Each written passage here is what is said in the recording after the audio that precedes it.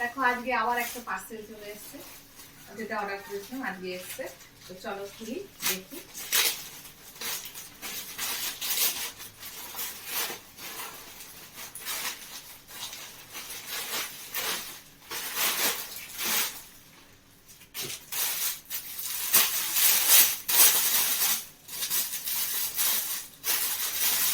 এটাও মিশো থেকে অর্ডার করেছিলাম।